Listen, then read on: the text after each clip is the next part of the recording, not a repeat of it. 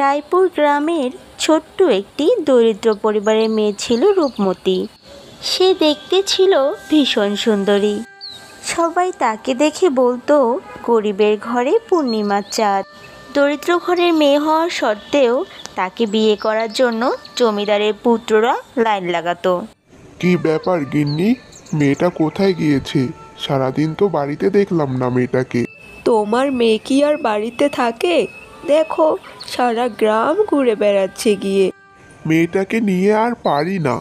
এত ভালো ভালো সম্বন্ধ আসছে বিয়ের জন্য, মেয়েটা কিছুতেই রাজি হচ্ছে না।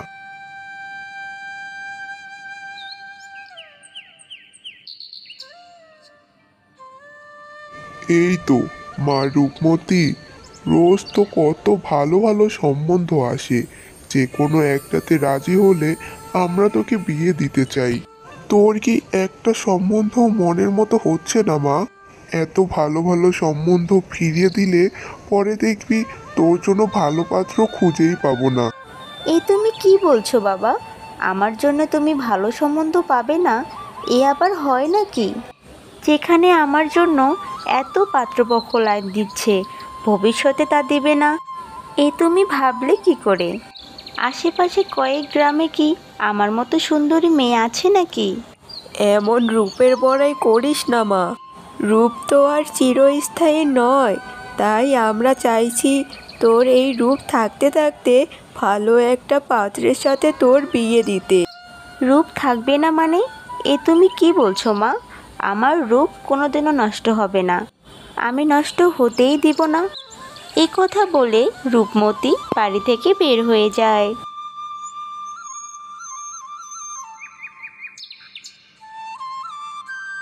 এই যে, কথা শেষ হতে না হতে কোথায় চললি তুই?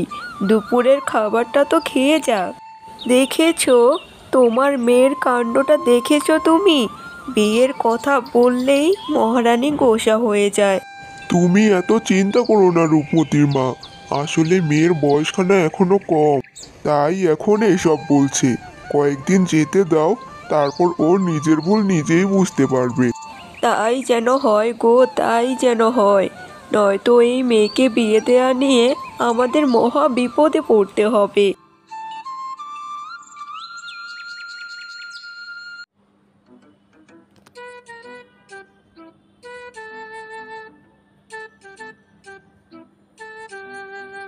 আগো সুন্দরী, কোথায় যাচ্ছ? একটু দাঁড়াও, কথা আছে তোমার সাথে। এ কি মন্টু, তুই আমার পথ আটকে দাঁড়িয়েছিস কেন? সরে যা বলছি। না না, আজকে আমার প্রশ্নের উত্তর না পেলে কিছুতেই পথ ছাড়বো না, বুঝেছ? প্রশ্নের উত্তর? কি বলবি বল, তাড়াতাড়ি বল, আমার সময় নেই। এই, আমি তোমাকে না কতদিন বলেছি আমি তোমাকে ভালোবাসি, বুঝেছ? তুমি এবার আমাকে বলো, তুমি আমাকে বিয়ে করতে রাজি আছো তো? রাজি থাকলে আমি কালই বরযাত্রী নিয়ে তোমার বাসায় যাব, বুঝেছ? তুই করবি আমাকে বিয়ে? হা হা হা। নিজের চেহারা কখনো আয়নাতে দেখেছিস? আচ্ছা, তোকে একটা কাজ দিলাম। আজ বাড়িতে গিয়ে সবার আগে নিজের চেহারাটা আয়নাতে দেখবি, তারপর আমার কাছে আসবি। হা হা হা। আমাকে তো বিয়ে করতে আসবে কোনো রাজকুমার, তোর মতো চাষার ছেলে না। যা যা, এখন সরে যা সামনে থেকে, আমাকে যেতে দে।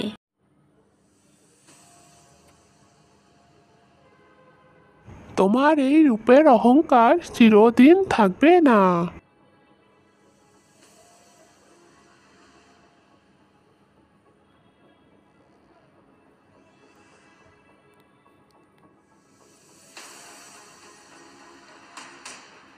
কি হয়েছে বাবা? আর ইনি কে? ও হলো পাশের গ্রামের মোড়লের ছেলে। তোকে অনেক পছন্দ হয়েছে ওর, তাই তোর জন্য বিয়ের সম্বন্ধ নিয়ে এসেছে রে মা। কি বলছো বাবা? মোড়লের ছেলের জন্য মাথা কিনে নিয়েছে নাকি? কেমন দেখতে! ছ্যা ছ্যা, এরকম ছেলেকে আমি কখনোই বিয়ে করব না। আমার জন্য তো রাজার পুত্ররা আসবে বাবা। আর তুমি এই বাজে দেখতে মোড়লের ছেলেকে দেখে পাগল হয়েছো? আমার সাথে কি ওকে মানায় নাকি? আহ, এইসব কি বলছিস কি তুই? কাউকে এভাবে বলতে আছে নাকি? আমি এত কিছু জানি না বাবা, তুমি এই ছেলেকে আমার চোখের সামন থেকে যেতে বলো। অপমান? আমি দেখতে সুন্দর নই জন্য আমাকে তুমি অপমান করলে কন্যা? তোমার সাদা চামড়া গায়ের রঙে খুব দেমাক, তাই না? একদিন দেখবে তোমার এই অহংকার করার জন্য তোমার এই সৌন্দর্যই থাকবে না। এভাবে বলে ছেলেটি সেখান থেকে চলে যায়। মা রূপমতি, তোর এই আচরণের জন্য তুই শুধু সকলের কাছে অভিশাপে পেয়ে যাচ্ছিস। একদিন দেখবি এই অভিশাপই যেন তোর জীবনের কাল না হয়।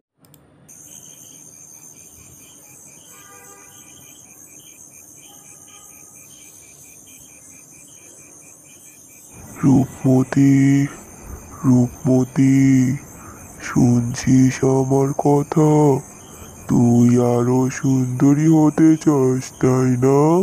তাহলে ভালো করে শোন।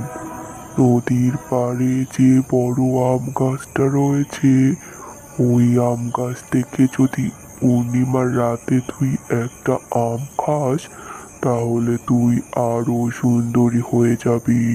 দেরি করিস না।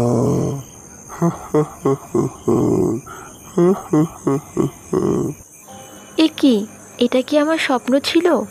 আমি আরও সুন্দরী হতে পারবো? আজকেই তো পূর্ণিমা রাত, তাহলে এক্ষুনি যাই আমি বড় আম গাছটার কাছে। আমাকে আরও সুন্দরী হতে হবে, আরও সুন্দরী।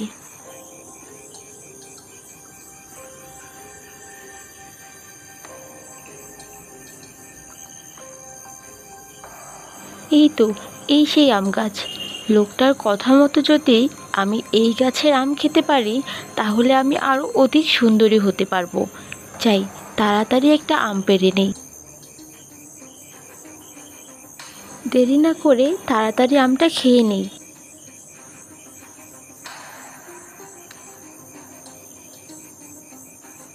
এ কি সর্বনাশ হয়ে গেল আমার! আমার গায়ের রং এরকম কালো হয়ে গেল কি করে? আমি এত কুৎসিত দেখতে হয়ে গেলাম, আমাকে তো কেউ পছন্দ করবে না। এরপর রূপমতি কাঁদতে কাঁদতে সেখান থেকে বাড়িতে চলে যায়। এই তো মা রূপমতি চলে এসেছে। এ কি, কি হয়েছে তোর চেহারার? এরপর রূপমতি তার বাবা মাকে সব ঘটনা খুলে বলে। বলেছিলাম তোকে, এত রূপের অহংকার ভালো না। দেখলি তো, আজ সবার অভিশাপে তোর এই অবস্থা। এখন তোকে কে বিয়ে করবে বল? এরপর থেকে রূপমতিকে দেখে মন্টুও মুখ ঘুরিয়ে চলে যেত। রূপমতিকে বিয়ে করার জন্য কেউ রাজি হতো না, কিন্তু মোড়লের ছেলে রূপমতিকে বিয়ে করে নেয়। আমার এই খারাপ চেহারা দেখে কেউ আমাকে বিয়ে করতে রাজি হয়নি, কিন্তু আপনি কেন আমাকে বিয়ে করতে রাজি হলেন? আমি তো আপনাকে অনেক অপমান করেছি, অনেক রূপের বড়াই করেছি আমি। কারণ আমি তোমাকে ভালোবেসেছি, তোমার চেহারাকে না। আমি অনেক বড় ভুল করেছি, আমাকে আপনি ক্ষমা করে দিন। তুমি তোমার ভুলটা বুঝতে পেরেছো, এটাই অনেক। এ কি, আমি আবার আগের মতো হয়ে গিয়েছি। হ্যাঁ, তুমি তো আবার আগের মতো হয়েছো। ভয় পাবেন না, আমি আর কখনো আমার রূপের অহংকার করব না।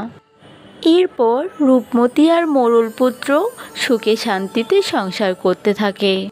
বন্ধুরা, আমাদের গল্পগুলো যদি ভালো লেগে থাকে, তাহলে আমাদের চ্যানেলটিকে সাবস্ক্রাইব করে পাশে থাকা বেল আইকনে ক্লিক করে দিবেন।